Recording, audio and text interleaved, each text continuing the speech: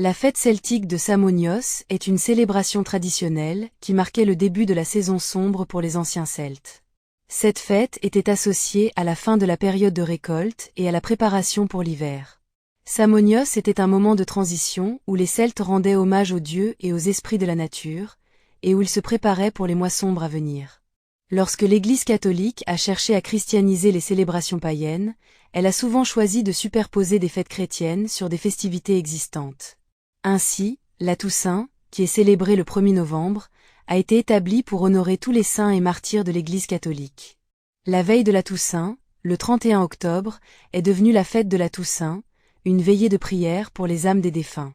Au fil du temps, certaines pratiques et croyances associées à Samonios et à la Toussaint se sont mêlées pour créer une atmosphère de célébration et de commémoration des morts.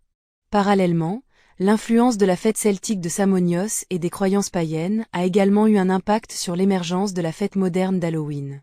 Halloween, tel que nous le connaissons aujourd'hui, est largement influencé par les traditions celtiques et chrétiennes.